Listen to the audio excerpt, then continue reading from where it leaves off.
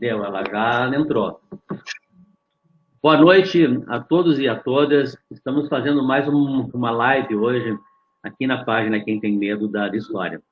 E o tema hoje é um tema relevante que tem a ver com os últimos acontecimentos de Brasília, que é a questão da intervenção do Bolsonaro na Polícia Federal, que aconteceu principalmente na última semana, né? E aí depois o Bolsonaro fez uma intervenção na Polícia Federal e depois o STF fez um desmantelamento na questão das fake news.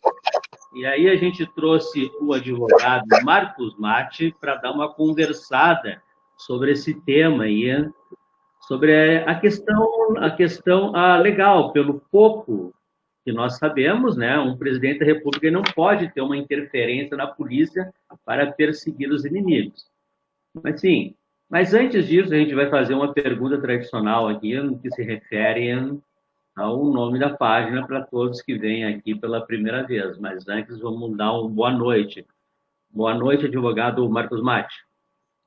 Boa noite, professor Antônio. Boa noite a todos que nos acompanham aqui nessa live. É um prazer essa noite estar conversando aqui com todos vocês sobre esse assunto que está tomando aí a boa parte das notícias e boa parte da preocupação dos brasileiros. Advogado Matti, a primeira pergunta que a gente faz aqui é referente a quem vem na página pela primeira vez. E ela é de cunho histórico, né? E eu lhe pergunto, Marcos Matti, quem tem medo da história? Olha, Antônio, eu acho que tem medo da história aqueles que pretendem recontá-la, né? Ou contar uma história diferente dos fatos históricos e dos personagens históricos. Eu acho que esses têm medo da história. E tem medo da história também aqueles que não querem que o povo conheça a sua história, que tenha condições de analisar e conhecer o seu passado, né? Até porque é uma questão importante a todos os povos conhecer o seu passado. A gente, no direito, estuda um livro chamado A Cidade Antiga, de um sociólogo francês, né, que é muito importante, muito estudado, né, que fala muito sobre a civilização antiga. Então, que traz esse conhecimento da história pelos antigos. Inclusive, ele menciona que os romanos, né, tinham, na sua adoração aos seus deuses, na verdade, em primeira mão, eram os seus antepassados, ou seja, as famílias conheciam a sua história. Então, conhecer a história é muito importante para todos nós, né? Não só para o indivíduo, mas para a sociedade. Mati, entrando agora no nosso tema agora, com um advogado aí que trabalha muito no tema jurídico e é um estudioso na área, né? Como é que tu está vendo essa intervenção do Bolsonaro na Polícia Federal, que aconteceu principalmente na última semana, está parecendo para todos nós ali que ele está colocando o poder público para perseguir os seus inimigos. O que tu acha sobre isso? Bom, Antônio, primeiro a gente tem que situar a questão da Polícia Federal na Constituição. A Polícia Federal, ela trata, no capítulo 3 da Constituição, no seu artigo 144, da segurança pública. Então, ela é um agente do Estado, né, para garantir a segurança pública dos cidadãos, né, enfim, e ela é comandada, digamos assim, ou tem a sua diretriz na União. É claro que o presidente da República, como ele pode nomear o ministro, que é o ministro que trata da Polícia Federal, né, o ministro da Justiça, ele também pode nomear o seu diretor-geral da Polícia Federal e nomear os superintendentes. Isso é uma prerrogativa do presidente e ninguém questiona isso. O que se questiona, na verdade, é por que um presidente, né, tem interesse, por exemplo, em nomeações do terceiro escalão da Polícia Federal. Especificamente no Rio de Janeiro, onde, né, ele tem lá uma investigação que até é da Polícia Civil, né, a respeito de um dos seus filhos. Este é um questionamento que todo mundo se faz. Por que essa insistência, que é uma insistência que já vem há mais de ano, né, para a mudança do superintendente da Polícia Federal no Rio de Janeiro. Então, isso é uma coisa muito preocupante, porque, como diz no direito, quem pode mais, pode menos. Mas é estranho que um presidente da República se preocupe com o terceiro escalão da Polícia Federal e não converse ou não deixe o seu ministro da Justiça tratar desse tema. E volte a insistir nesse tema. Isso obviamente, é uma interferência, até porque é uma questão localizada. Uma questão fazendo os ganchos agora que está tudo relacionado, né? Ontem nós tivemos as manifestações aí por todo o país, as manifestações antifascistas, né? E as manifestações fascistas. Chamou muito a atenção que na Avenida Paulista aconteceu fatos ali que a polícia literalmente ela protegeu os apoiadores do Bolsonaro, né? E foi para cima dos apoiadores dos antifascistas, que são organizados atualmente pelas torcidas organizadas dos clubes de futebol. Do ponto de vista jurídico, como se dá ou como se deveria dar a intervenção da polícia numa manifestação dessa, do ponto de vista legal? Olha, a polícia deve agir sempre no sentido de manter a ordem. Isso nós sabemos, né? É a prerrogativa da polícia, né? Mas manter a ordem, nesse caso, é tu delimitar, por exemplo, não tomar partido de nenhuma das manifestações, né?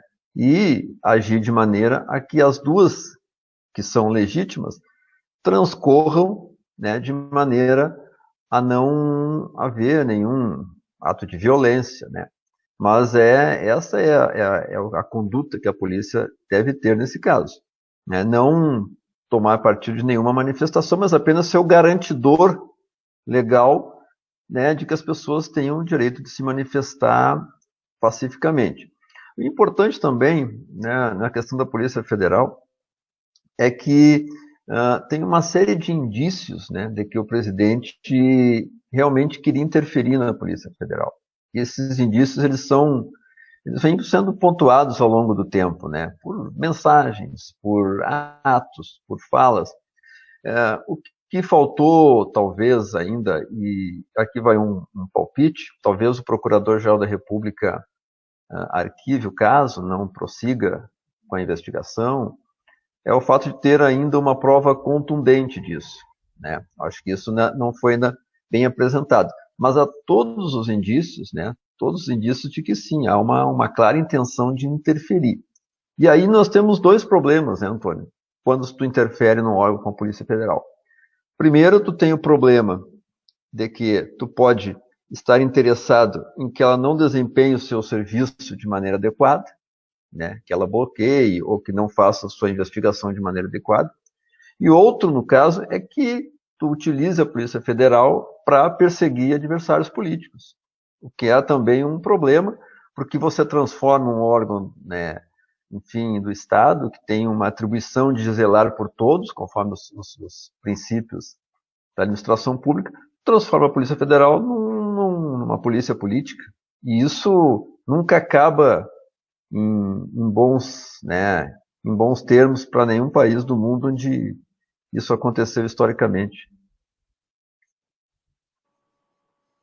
Mate, tem um amigo nosso aqui, o Lamartine, né? Que está dando boa noite para nós. E ele está fazendo uma colocação aqui, eu queria que tu comentasse sobre isso. No governo Lula e Dilma, a Polícia Federal tinha verdadeira autonomia. Neste atual governo, a Polícia Federal virou uma instituição politizada, a serviço do presidente, familiares e amigos. Na tua opinião, Mate, tem diferença a Polícia Federal no governo Bolsonaro?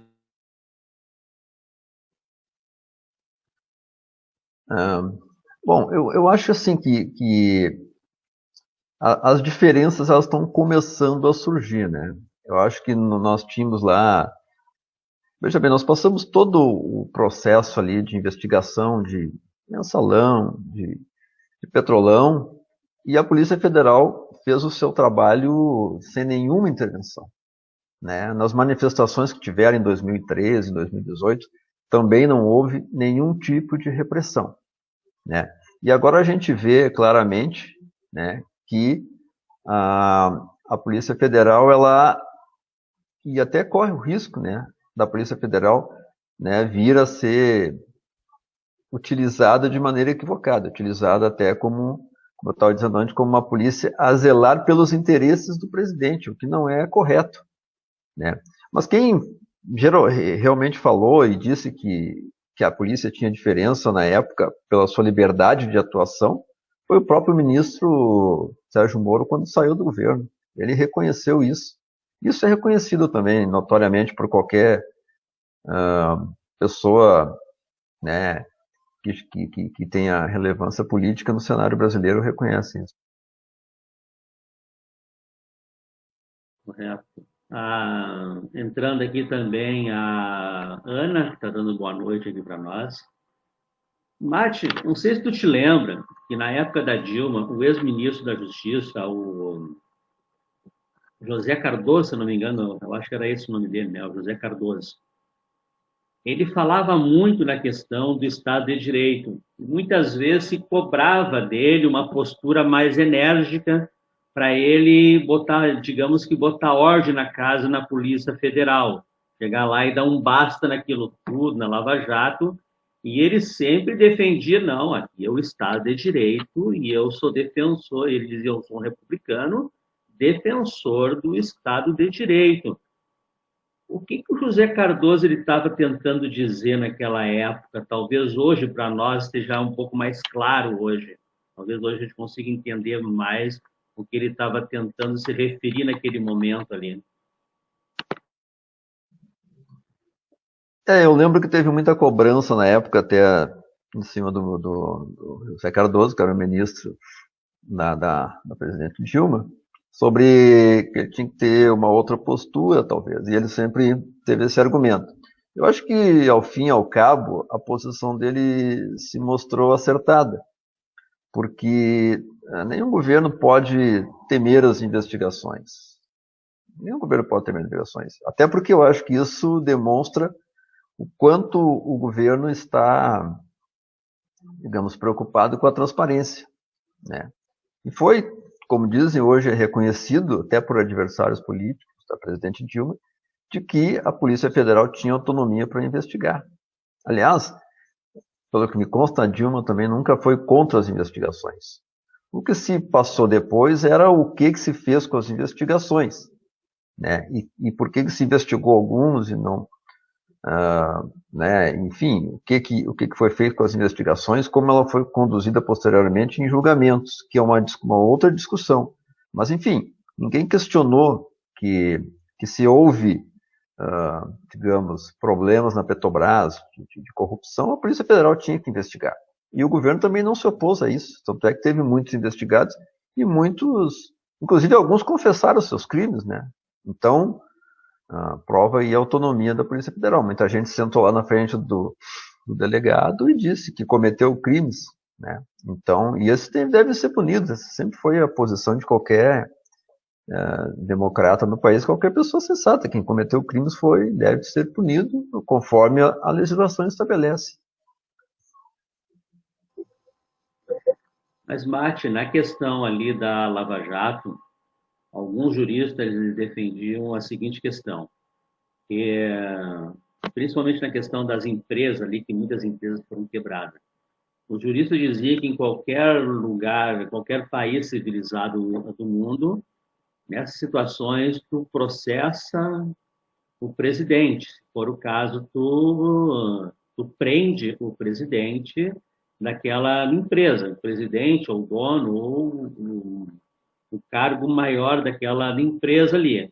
Mas a empresa se mantém, mantém-se os empregos e chegou a um ponto de a Lava Jato proibir que o governo tivesse contrato com as empresas. Isto é, num processo claramente de quebrar aquelas empresas, né? E aí, empresas grandes, a gente teve aqui até no Rio Grande do Sul várias empresas que diminuíram muito a questão dos seus empregos por causa dessa questão jurídica. Na questão da Lava Jato ali, não teve uma politização dela. E depois o do Intercept depois revelou aquelas gravações e mostraram que eles não estavam muito preocupados com o Estado de Direito. Queria comentar sobre isso, sobre a questão do jurídico ou do juridiquês da Lava Jato. Bom, Antônio, acontece o seguinte, o bom senso indica que qualquer operação que aconteça desse tipo, ela deve preservar a empresa. A empresa é uma instituição jurídica, né? Então você faz a investigação que tem que fazer, mas não deve inviabilizar a empresa. Porque inviabilizando a empresa, você inviabiliza a economia do país, você inviabiliza empregos, né? E muitas vezes, né, essa empresa não consegue se recuperar mais, né? Então esse é um primeiro equívoco, né? É a confusão e a coisa que se fez de se colocar as empresas brasileiras como empresas que não tinham mais condições de atuar no mercado, né? Colocar as empresas brasileiras como empresas corruptas. Não, pune-se aqueles que efetivamente cometeram os seus atos, né, ilegais dentro da empresa, mas não se inviabiliza a empresa, né? Não se inviabiliza a empresa, não se viabiliza a economia do país. Essa é a primeira questão, o primeiro problema da Operação Lava Jato. Que ninguém está discutindo aqui que ela não teve seus méritos, né? O próprio ex-presidente Lula, quando perguntado esses dias o que ele achava da Lava Jato, ele diz, olha, eu acho que está certo, quem errou foi lá e confessou que errou, deve ser punido, né? Ele estava se referindo a ele, que ele, enfim, alega a sua inocência. Então, ninguém questiona a Operação Lava Jato de que ela é ruim, não deveria ter acontecido. Não, se questiona exatamente o que foi feito e que não deveria ter sido feito. E dentre as quais, sim, tem razão quando diz que houve uma politização da Lava Jato, né? E esse é o problema maior.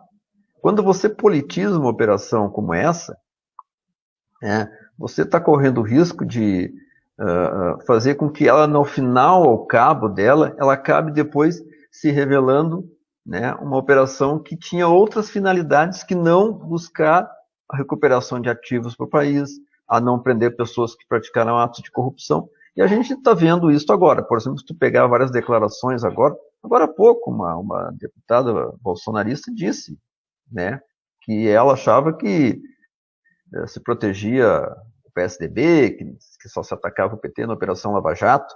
Ela falou isso, né, claramente. Então, quando você politiza, né, e ela foi politizada, e esse é o grande erro da Operação Lava Jato, né, e aconteceu algo semelhante também na Itália. Aconteceu algo semelhante na Itália. Por coincidência, quase que o ex-juiz Sérgio Moro e o próprio promotor italiano que conduziu a Operação Mãos Limpas, ele também entrou na política, ele também se elegeu, e ele também deu esse caráter político à operação, que depois se esvaziou, né, porque acaba indo para a questão política e a questão técnica, a questão realmente de ter atingido seus objetivos fica secundarizada. E claro que as revelações do Intercept, né, elas são muito graves, porque assim como o presidente não pode intervir na Polícia Federal, né, o juiz não pode intervir no Ministério Público, nem na Polícia Federal. Um juiz não pode dizer jamais para promotor buscar testemunha contra alguém que está sendo processado. Ele não pode indicar quem vai fazer, né, ali o inquirimento, quem vai fazer, quem vai interrogar o presidente, dizer que fulano pode, Beltrano não pode, como aconteceu. Então tudo isso demonstra claramente uma politização da Lava Jato, que agora aos poucos ela vem, né, mostrando infelizmente, né, todo esse caráter político que não deveria ter. Ela poderia ter iniciado como uma operação, se encerrado como uma operação policial, feito efetivamente o que tinha que ser sido feito, mas não ter sido politizada. Ela prestou aí um desserviço também ao país nesse sentido. O Lamartine, aqui, um amigo nosso, ele está fazendo aqui as considerações, ele está reafirmando aqui, que tu acabaste de falar, Mate, está dizendo, foi o que aconteceu com a Operação Lava Jato, as investigações deveriam desconsiderar a personalidade jurídica e atingir a pessoa física. Tem que dar uma corridinha aqui, jurídica, de seus sócios. A economia sofreu um baque muito grande, pois agia com emoção política e jurídica. Depois tem aqui a Maria do Rosário Rosa, que está dizendo: boa noite, estamos envergonhados com o presidente que não parece presidente, parece dono do Brasil. Ali manda em tudo, não temos mais esperança. Um presidente descontrolado, destruindo sonhos, educação, não existe saúde, nem pensar, estamos destruídos. Onde já se viu país sem cultura? Senhor Antônio, senhor Mate, pelo amor de Deus, e o Brasil faça alguma coisa, ou morreremos todos. O Lamartine complementa que a economia vai demorar a se restabelecer. Só na questão da economia que ele está falando esse final de semana, os especialistas estão dizendo que a baixa do PIB, o Produto Interno Bruto, pode chegar de 7 a 10%. E talvez, se tudo der certo depois da pandemia, a gente consiga recuperar a economia em 2025 apenas. Em 2025. Então, essa é uma questão, ela é caótica. Mas eu quero fazer um link agora com os Estados Unidos, agora, que é interessante.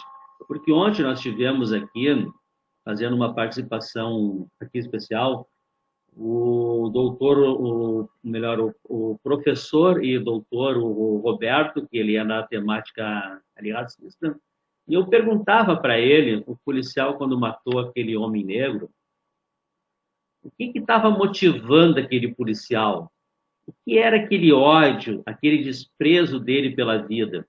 E aí o professor ele pega e faz a seguinte na abordagem, ele estava dizendo assim, olha, aquela pessoa ela está representando o Estado opressor. Aquela pessoa está se sentindo legitimada em fazer aquilo. Isto é, o Estado está permitindo que ele faça aquela brutalidade. Mas aí eu lhe pergunto aqui, a gente faz o link com os Estados Unidos, volta para o Brasil, mas tem segmentos da Polícia Federal que eles agem dessa forma. E a Lava Jato, em determinado momento, ela fez isso. O próprio reitor da universidade acabou cometendo suicídio, investigaram a vida toda dele e depois viram que não tinha absolutamente nada e ele não suportou aquela pressão e cometeu suicídio. Nesse caso, a Polícia Federal não faz excessos ali, e aí eu digo, segmentos da Polícia Federal, parece que nós temos várias polícias federais dentro de uma Polícia Federal. O que tu acha disso, Mate? Bom, Antônio, eu vou começar lá pela questão dos Estados Unidos, né? A morte da George Floyd, engano o nome do cidadão americano. O que ocorre é que a polícia, ela não pode ter um papel de executor da pena. Esse papel de dizer qual é a pena, de julgar, é do judiciário. A polícia tem que ter outro papel. Em qualquer lugar do mundo. O papel da polícia é observar, investigar, né, mas não julgar.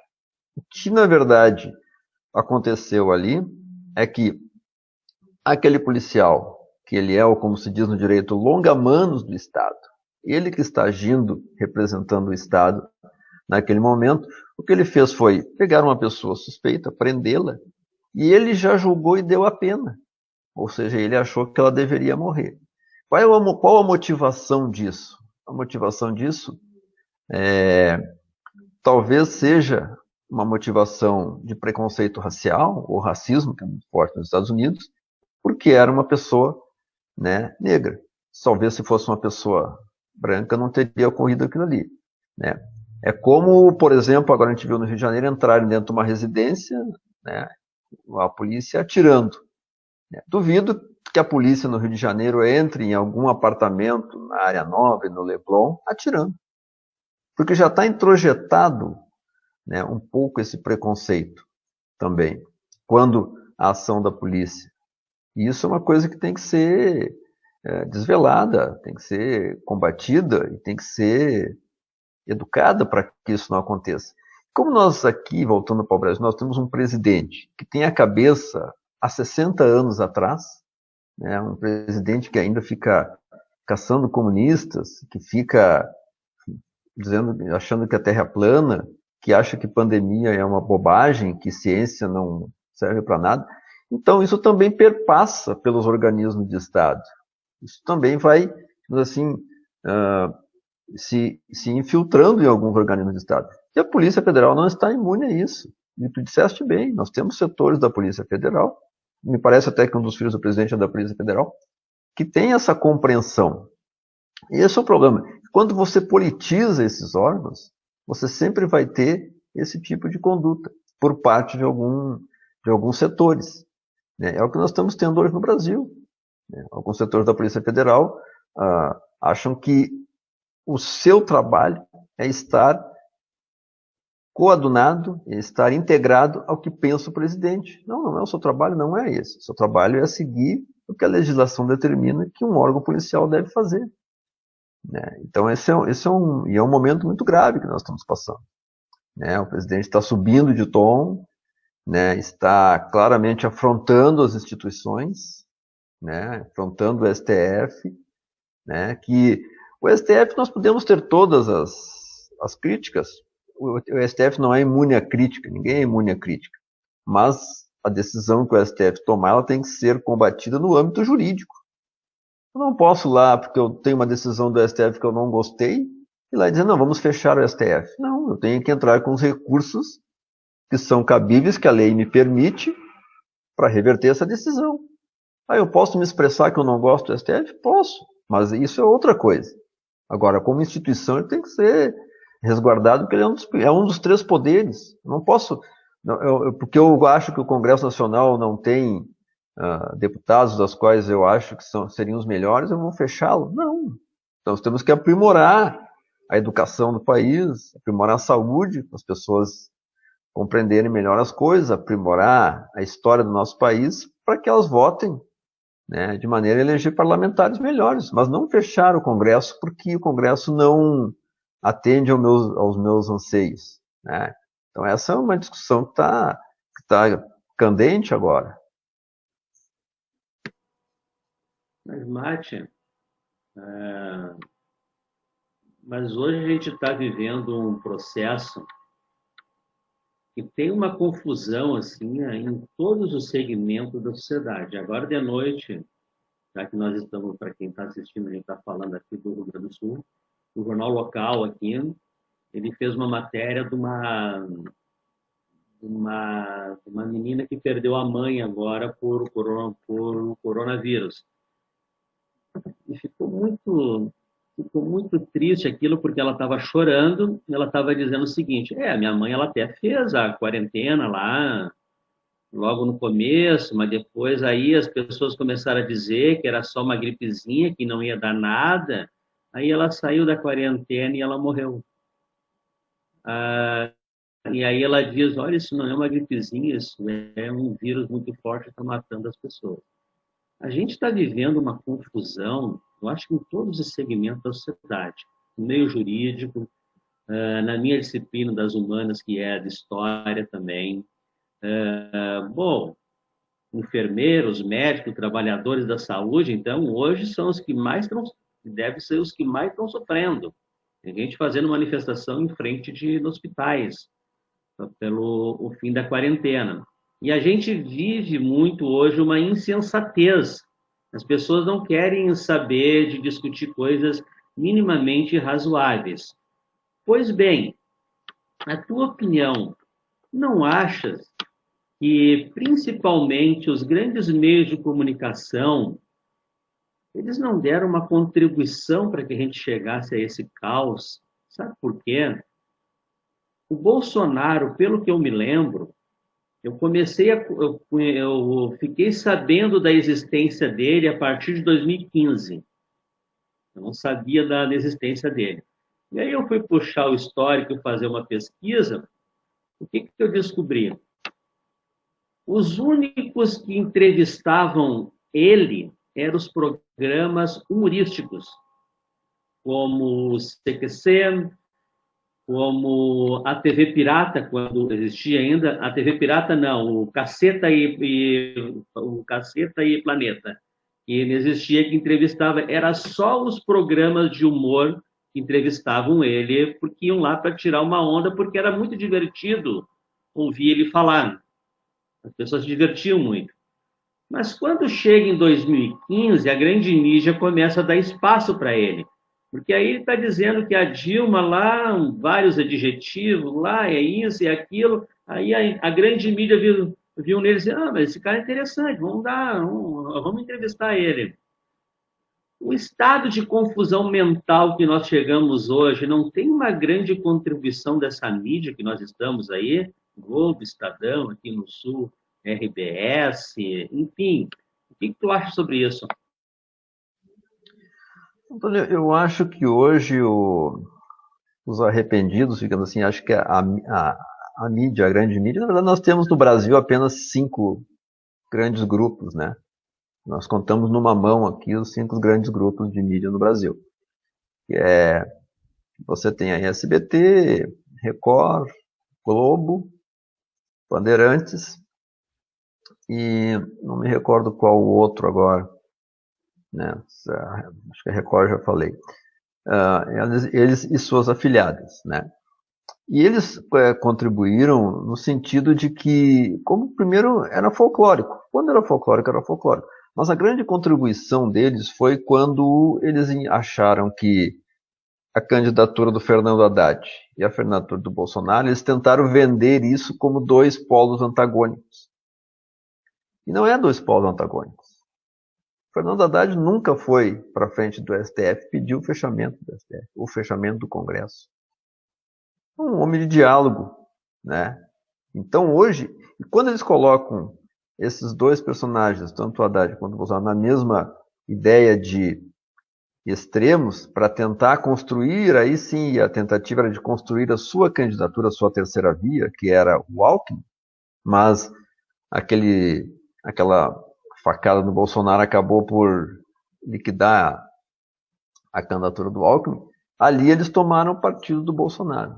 Porque eles achavam que o Bolsonaro folclórico, né, o Bolsonaro que ia nos programas humorísticos, não ia governar. Quem governaria seria o Paulo Guedes, o Sérgio Moro, seria os generais, essa turma bacana que, né, conseguiria dar rumo ao governo. Então, não teria problema, o Bolsonaro seria uma espécie de rainha da Inglaterra. Mas não é bem assim.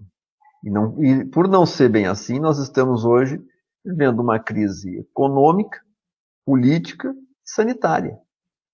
Porque o exemplo da quarentena ele tem que vir de cima.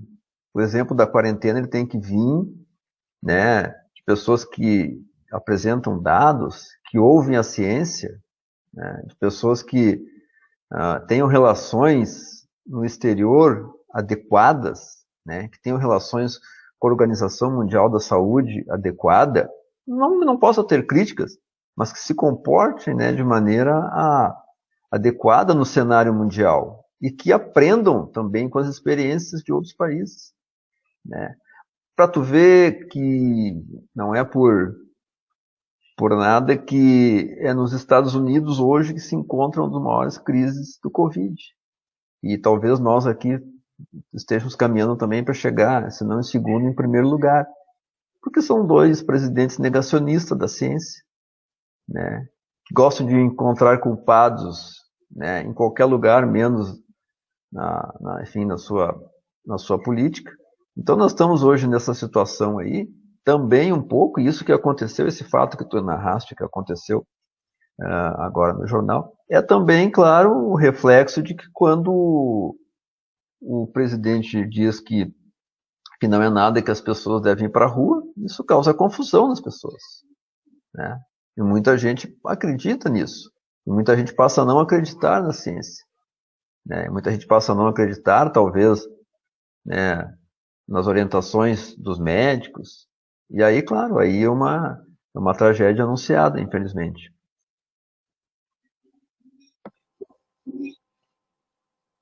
É nesse ponto que tu falaste assim, ó, na tragédia anunciada.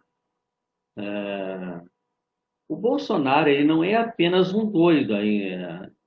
A ideia que tem passado para nós, ao menos agora no decorrer aí do mandato dele, ele tem uma organização por trás muito inteligente, muito capaz, que está conseguindo chegar a governar o país até agora, o mês de junho, queira ou não. Então, ele tem uma organização por trás dele, ele tem grandes empresários por trás dele e tem uma articulação internacional por trás dele também.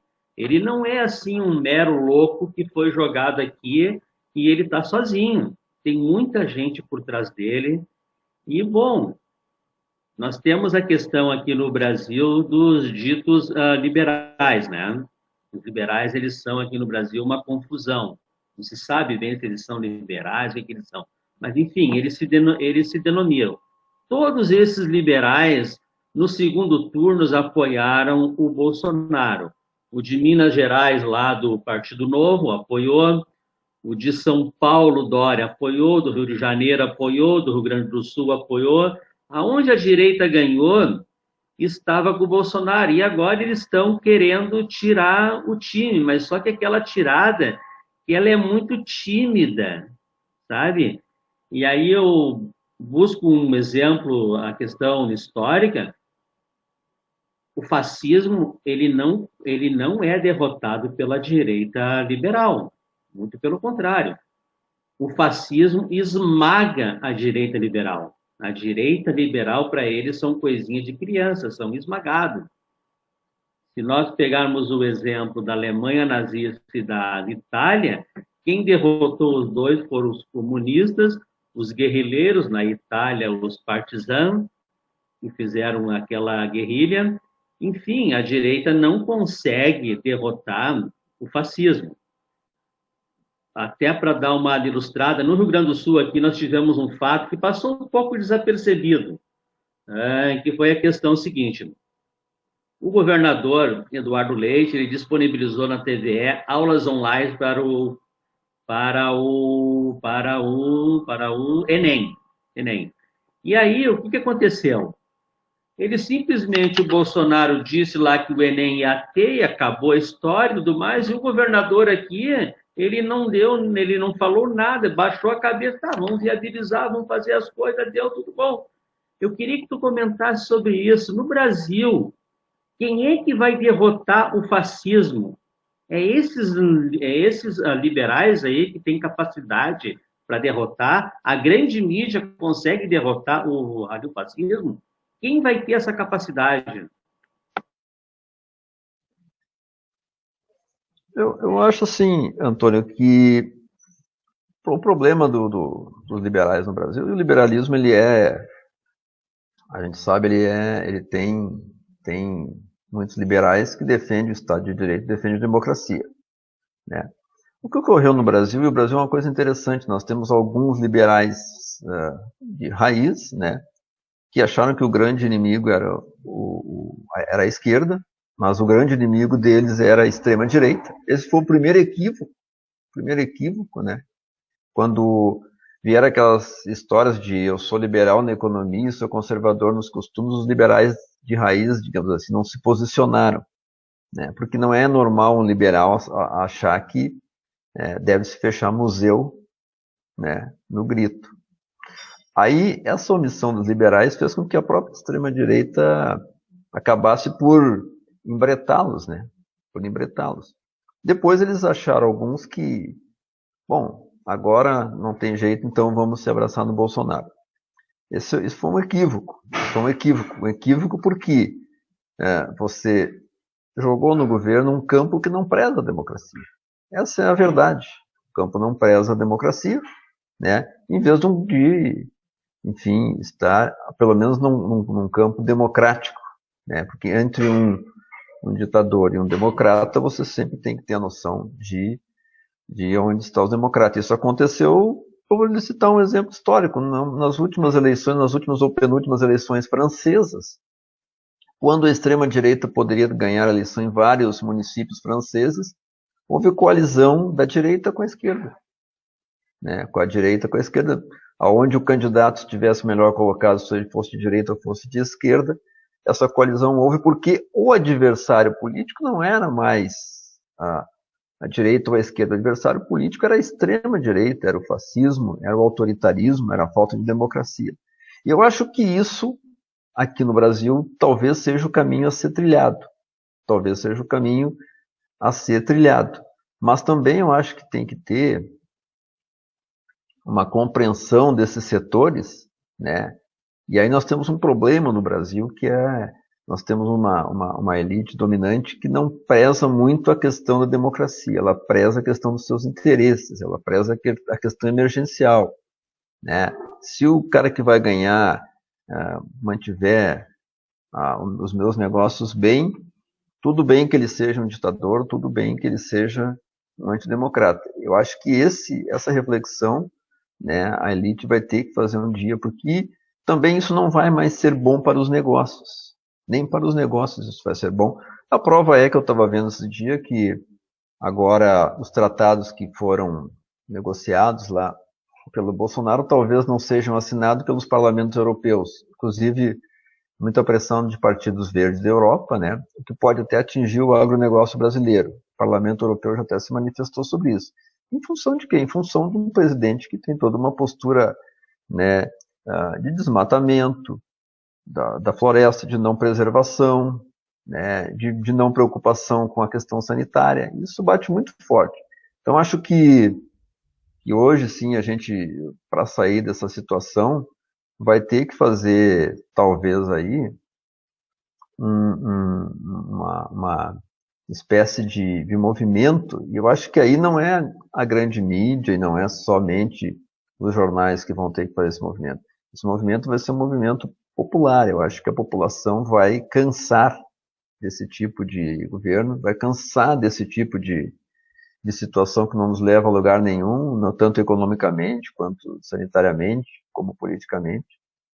E eu acredito que o Bolsonaro vai acabar o seu governo com em torno de 18, 20% de aprovação, que é o que esses setores mais atrasados aí que querem AI-5, intervenção, representam. Em qualquer sociedade do mundo, eles não passam de 15, 18%. Eu estava vendo uma live que estavam entrevistando o diretor do Vox Populi, e o Vox Populi ele dizia que uns 28, 30% de aprovação que ele tem não é real. Mesmo que aqueles números não sejam uma mentira, mas tem que levar em questão a metodologia e a interpretação que faz. O bolsonarismo no Brasil aí vai no que tu está falando. Ele diz que não passa de 16%. Aquele bolsonarista que não importa o que o Bolsonaro fizer, ele vai estar com o Bolsonaro. Isto é 16%. Né? Então, nem tudo está perdido. Mas, Mate, uma questão agora, voltando para a questão jurídica. Tu acha que as instituições democráticas, como a gente gosta de falar muito, as instituições democráticas, ela vai conseguir travar o Bolsonaro, apesar que o STF aí tem feito trabalhos de enfrentamento muito interessante. O STF está desenvolvendo a ideia de Estado de Direito, de fato, e essas instituições vão conseguir travar o Bolsonaro? Bom, Antônio Vintes, eu acho que houve um problema quando a Lava Jato assumiu proporções muito grandes, em que se vazava coisas para a mídia, né, digamos assim, emparedava as instituições. E, de certa maneira, o STF e outras instituições acabaram aceitando isso. Mas houve no meu entendimento, a questão ali dos vazamentos, de como foi conduzido boa parte da Lava Jato, isso deu um fôlego ao STF e a outros tribunais. Né? Um fôlego que eu digo de conseguir fazer valer o Estado de Direito sem ser, digamos assim, atacado pela grande mídia ou pelos bolsonaristas. E hoje eu te digo que eu acho que o STF é a instituição que mais está fazendo, digamos, um enfrentamento, né, ao bolsonarismo. Porque o STF só age quando é provocado, mas provocado ele está fazendo, né, que na verdade não é um enfrentamento ao bolsonarismo, na verdade é o cumprimento da legislação, né, porque isto é o que os bolsonaristas e o presidente Bolsonaro não quer. Né? Quando a Polícia Federal faz uma ação contra um adversário político seu, ele diz parabéns à Polícia Federal. Mas no outro dia tem uma ação contra seus aliados, aí a Polícia Federal não tem mais, né, nenhuma validade. Então isso demonstra claro.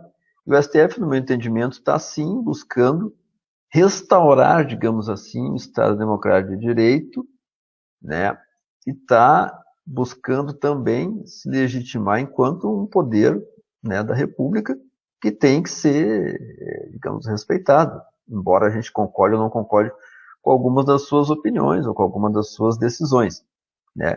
E a questão é que eu acho que o governo, ele não sei se vai conseguir avançar sem o impeachment, isso é uma questão que a gente não sabe ainda, vai depender de todas essas investigações de fake news, né, e outras investigações, mas é claro, hoje, que ele vai perder popularidade e ele vai enfraquecer. Isso é uma questão de tempo, porque não tem por onde se viabilizar, né? Não vai conseguir se viabilizar só em cima de bravata e com 18, 20% de apoio popular. Isso é uma coisa que nenhum governo consegue. Nem se apoiando no centrão, porque aquilo também é uma coisa que muda o sabor do vento. O apoio do centrão, ele é tão leve assim como o vento, né? Assim como está apoiando, se a coisa mudar já não está apoiando. Mas o governo está enfraquecido, tanto é que está buscando apoio do Centrão, que era uma bandeira que Bolsonaro não disse que nunca jamais faria isso, né? Agora eu acho que tem uma questão para nós entendermos aí também. Nós não podemos também tratar todo o eleitorado que votou no presidente Bolsonaro como um eleitorado de direita, um eleitorado. Não, acho que não. A gente também tem que entender que as pessoas, elas também tinham suas motivações outras, né? Era um momento difícil do país, nós tínhamos saído do impeachment. A questão do antipolítico, às vezes, é uma coisa que bate muito forte nas pessoas, né? E essas pessoas hoje também, muitas estão refletindo sobre o seu voto, né? Não quer também, não, então nós temos também que entender isso, que as pessoas também têm a capacidade de refletir. Ó. Nem todo mundo que votou no presidente naquela eleição, talvez se fosse hoje, votaria. Né? Então, e nós também temos que ter a capacidade de entender isso. Né? Claro que tem aqueles que estão tentando, digamos assim, se livrar de um governo que está indo para o buraco. Né? Mas aí isso não acho que seja a população, não sejam todos os eleitores, mas uma certa elite política, digamos assim, que se abraçou no Bolsonaro e agora está querendo, digamos assim, se desvincular. E aí tu tem vários, tu tem o próprio Witzel, o próprio Dória, né, e muitos outros, né, que agora parece que estão querendo tipo assim, renegar a história, né, como se jamais tivessem apoiado. Mas não, tá correto o que tu está comentando até agora. Mas assim, a gente fica imaginando assim, a questão das leis, né?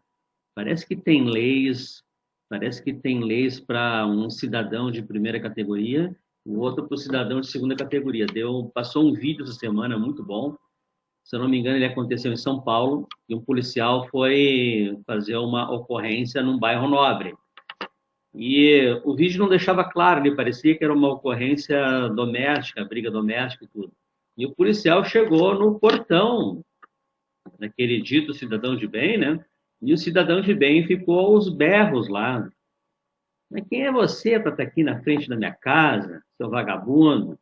Tu ganha R$ 1.000 por mês, eu ganho 300 mil. Tu tá achando que isso aqui é o quê? Isso aqui é a favela? Dentro do Estado de Direito, como é que essas coisas ocorrem? Como que uma pessoa injustiçada ela pode recorrer à lei para fazer valer o seu direito, né? Nos Estados Unidos lá aconteceu aquela barbárie lá. Enfim, qual é a contribuição que o jurídico pode dar de fato numa situação de uma pessoa que se sente injustiçada, né? E aí o policial vai lá e ele tem dois pesos e duas medidas. Como recorrer numa situação dessa? Tu vê, Antônio, que a questão do patrimonialismo, né? Essa pessoa que alegou que ganha 300 mil reais por mês, ela se acha que ela não está submetida à lei. Que a lei não é para ela. Por quê? Porque ela acha que o policial está ali para servi-la e não para cumprir a lei. Esta é uma mentalidade, né? Então, é como se o policial fosse seu serviçal, não um agente da lei que vai lá para apurar um fato legal. E no caso, até interessante que quem está sendo aí, no caso, injustiçado é o policial, porque ele está sendo ofendido, né? Está sendo injuriado, né? E ele está no estrito cumprimento do seu dever legal. Então, o policial deveria não só prestar queixa, como talvez tenha feito, como inclusive pleitear uma indenização por danos morais. Porque ele foi ofendido, né? Ele está ali para cumprir, né, o que determina a legislação. Ele é um agente do Estado, um executor do Estado. Ele foi lá apurar alguma coisa. E não é por isso que quem ganha 300 mil ou 500 mil, ou ganha 900, menos que o policial, tem direito de ofendê-lo. Porque a lei é para todos. A lei não é para quem ganha acima de tantos mil. Quem ganha acima de 50 mil, a lei é uma. Quem ganha 1.000, a lei é outra. Não, a lei tem que ser igual para todos, né? Aliás, deve ser igual para todos. Esse é o princípio. Toda lei ela é mais genérica, tem os seus princípios, para ela poder atingir a todos. E nesse caso, eu acho que o policial deveria sim pleitear não só danos morais, já que ele ganha 300 mil por mês, como também fazer, né, uma ocorrência policial por injúria, né? Não seria bem injúria no caso, mas enfim, por ter sido ofendido, porque o policial não está ali para atender cidadão que ganha 5 mil, 10 mil, ou 1.000, ou 300 mil pelo valor que ele ganha. Ele está ali para atender, né, uma recomendação, enfim, fazer o seu trabalho, seja, se ele foi chamado para aquilo, se era uma denúncia, está lá para averiguar. Não para dizer, olha, agora, é claro que nós temos na nossa sociedade ainda o peso do dinheiro. É claro que o policial, quando chega numa situação dessa, ele também, né, ele não sabe peso, as relações que essa pessoa tem, né? Isso também pesa, né? Por isso que eu até comentava contigo, eles não vão entrar lá no bairro nobre do Rio de Janeiro do jeito que entram, aonde ninguém pode reclamar de nada, não tem a quem reclamar, né? Tem um fato interessante que o ex-governador Brizola, quando nomeou o comandante da polícia no Rio de Janeiro, disse para ele o seguinte: olha, a questão aqui, eu não quero que seja feito nenhuma ilegalidade, né? E eu não quero que ninguém seja atendido também de maneira diferente. Se vocês podem entrar no morro e chutar a porta, por quê? Por que vocês não fazem isso no Leblon, no Arpoador? O tratamento tem que ser o mesmo. O correto é entrar com mandato judicial, seja no Leblon, seja, né, lá nas periferias, nas favelas, nos lugares mais pobres. Esse é o correto. E esse é o que eu espero, esse é o que eu almejo para esse país. Não almejo impunidade. Eu almejo que as coisas sejam feitas corretamente, legalmente, para todos, independente de se ele ganha 300 mil e se o outro ganha 1.000. Mas é interessante esse que tu levantaste do Brizola. Eu me lembrei que há umas semanas atrás tinha um debate não era um debate, era dois apresentadores, os dois ali apresentadores se bicaram ao vivo. A apresentadora era a Popovic, o nome dele eu não me recordo agora. Eles se bicaram, né? E ela falando do absurdo que era, da violência e tudo mais, e ele disse, mas no tempo do Brizola, o Brizola proibiu os policiais de subir o morro para combater o crime. Isto tá na cabeça das elites que tem que ir no morro e tem que bater lá. Isso está na cabeça deles, isso é normal para eles.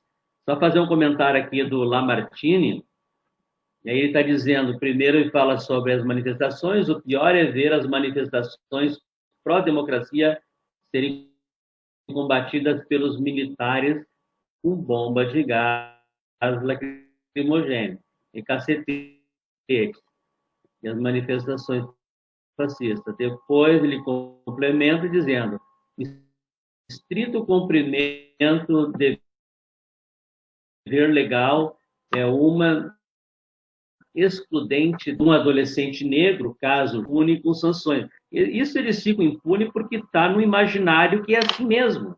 É assim mesmo, tu ir no morro, tu ir buscar, tu tentar capturar um criminoso, e aí, sem querer, entre aspas, né, sem querer, tu matou 2, 3 inocentes lá. Tá, é normal porque é da vida. As elites tratam dessa forma.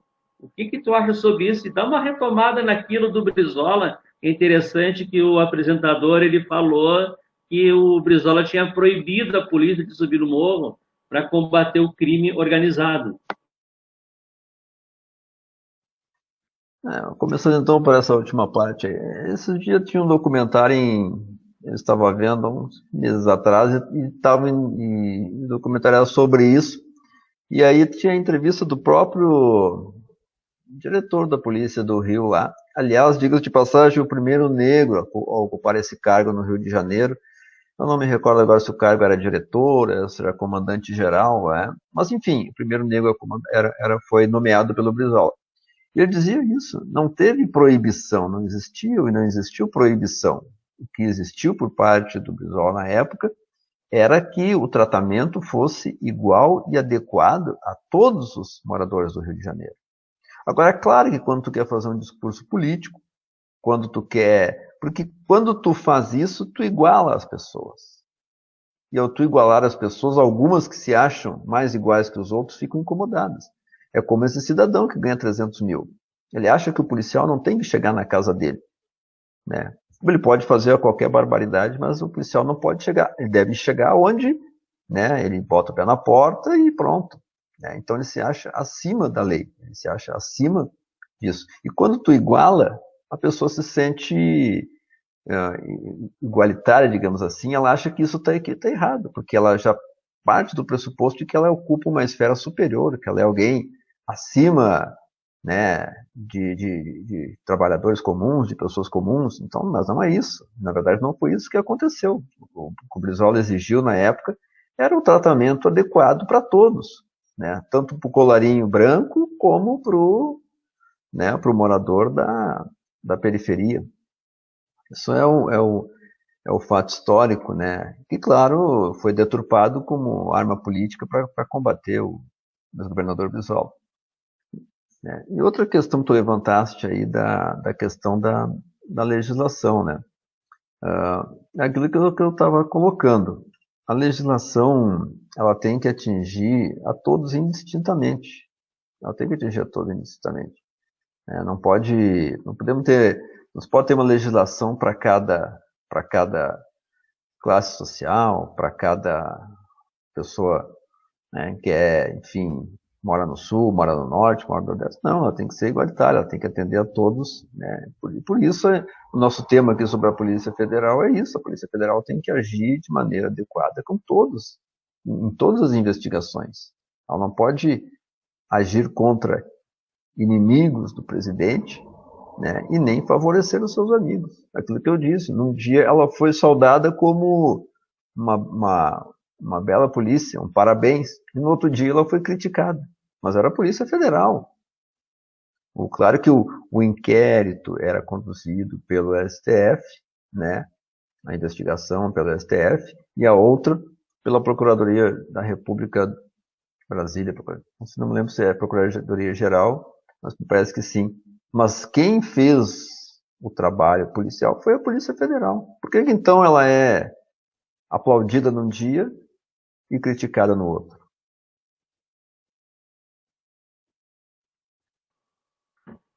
Certo? Bom, Mate, por incrível que pareça, já temos 1 hora aqui. O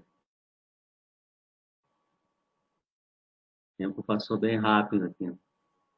E, Mate, agora a gente chega ao final, e aí eu vou te fazer a segunda pergunta. Fizemos aquela primeira pergunta de quem. A segunda pergunta, agora o final, né? E, e é sempre a questão assim, a gente, em algum momento a gente pensou em voltar no tempo para consertar alguma coisa lá errada, né? Mas do ponto de vista histórico, o que que você mudaria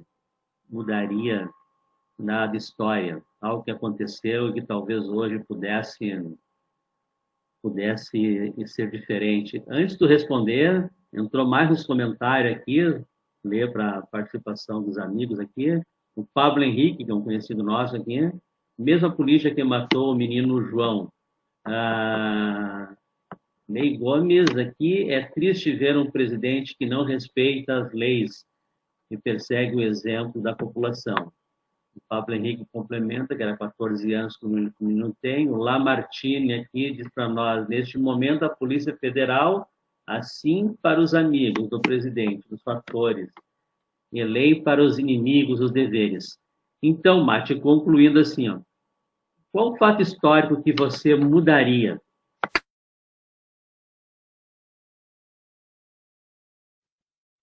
Bom, existem tantos fatos históricos, né, que a gente poderia, talvez se mudasse o mundo fosse diferente. Talvez, por exemplo, o que desencadeou a Primeira Guerra, talvez a, na Alemanha nazista, se Hitler não tivesse assumido o poder, que inclusive assumiu pelo voto, né, diga-se de passagem, ele assumiu o poder pelo voto e depois deu um golpe e acabou se tornando ditador. Mas eu vou ser um pouco mais modesto, eu vou ficar na nossa aldeia aqui, vou ficar no Brasil. Eu acho que se eu fosse querer mudar algum fato histórico, eu acho que seria 64. Eu acho que 64 nos largou numa espécie de buraco negro durante 20 e tantos anos. Nós tínhamos um presidente popular que estava tomando algumas medidas, né, adequadas.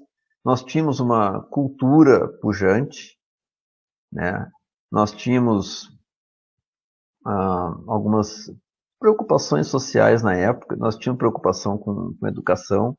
Enfim, nós tínhamos um governo popular que eu acho que ia para um bom caminho. Nós tínhamos as reformas de base que estavam sendo feitas, nós tínhamos projetos na educação, né? O próprio Paulo Freire, né, estava há pouco tempo havia assumido no governo com o seu projeto de alfabetização. Na época nós tínhamos mais de 50% de pessoas analfabetas no país, e ele desenvolveu o método de alfabetização das pessoas em 40 dias. Olha, a alfabetização seria uma grande coisa, né? Nós estamos falando aqui de mais de 50% de analfabetos na época. Então, eu acho que ali foi um momento em que o Brasil poderia, digamos assim, 20 anos posterior, ter sido uma nação melhor, digamos assim. Nós poderíamos ter uma educação melhor, uma saúde melhor, né? E nós acabamos entrando por um caminho muito ruim, que nos levou a um atraso de 20 e poucos anos. E claro, depois tu recuperar isso não é fácil. Eu acho que... E outra coisa que é muito engraçada, é que as pessoas dizem, mas queriam implementar uma ditadura no país. Não, o presidente da República, ele foi eleito vice-presidente. Teve uma eleição. Bom, ele foi eleito democraticamente, o presidente renunciou e ele assumiu. Se havia qualquer grupo ou qualquer organização que quisesse implementar uma ditadura no país, fosse ela nazista ou comunista, ou enfim que fosse, era dever do presidente institucional combatê-la dentro da lei. Mas não pode se justificar isso para dar um golpe no país. como foi justificado, né? É como se nós disséssemos hoje o seguinte, olha, né, o, o presidente tem que sair, né, porque ele está fazendo o que a gente não gosta. Não, não é isso. Ele tem que sair se ele não cumprir, como está fazendo, não está cumprindo com as determinações legais que o cargo lhe impõe, que não era o caso na época. Na época se justificou meramente a questão política para derrubar o João Goulart. E ali começou um atraso no nosso país.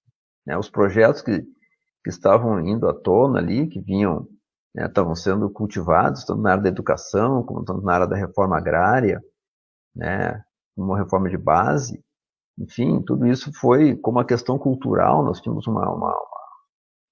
grandes nomes da música, da cultura, nós tínhamos cientistas, né, que estavam desempenhando trabalhos relevantes na época. Tudo isso foi, digamos assim, soterrado por 20 e tantos anos de obscuridade, que hoje nos legou, né, no Brasil, enfim, né, podemos estar muito mais avançados. Tínhamos que remar para novamente fazer desse país uma nação melhor.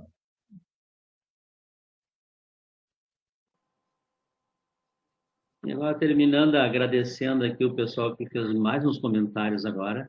A Sandra, excelente exposição. O Marlon Mate aqui está dizendo, parabéns, ótima live, muito esclarecedor com a situação atual do país. E o Lamartine, obrigado, Antônio e Marcos, pelo debate, oportunidade de participar do mesmo. Agradeço aqui a participação de todos aqui. Mate, te agradeço pela participação, ter disponibilizado um tempo aqui para conversar conosco, aqui, pelos comentários aqui, foram bons comentários, comentários qualificados e esclarecedores. E já te convidando aí futuramente aí para fazer novas lives, tá? Vai ser importante aí, porque o momento está muito carente de informação. O que a gente tem é desinformação. A gente não tem informação. Então, Certo, eu te agradeço. Antônio. Certo, Até a Antônio, também próxima. agradeço também aí a possibilidade de conversar contigo e com os nossos ouvintes aí que colaboraram nessa live. Estou à disposição, a hora que tu quiser, estou à disposição para a gente conversar sobre esse tema, sobre outros temas também que venham a surgir, né? E estamos sempre à disposição. Acho que é um momento de debate, de conversa e da gente expor as nossas ideias, né? Que também é um momento de muita reflexão, aproveitando, digamos assim, essa quarentena para a gente refletir também e ver se conseguimos construir uma alternativa melhor aí. E agradeço pela oportunidade, estou sempre à disposição. Obrigado. Obrigado. De novo, agora entrou mais o Pablo ali, dois grandes camaradas. A Neuza, ótimo. A Neuza, excelente compartilhamento de informações. E aí, tu foi bem comentado aqui na live, aqui, tá, Mate? Um grande abraço. Certo. Até a próxima. Um abraço, Antônio. Grande abraço a todos. Igualmente.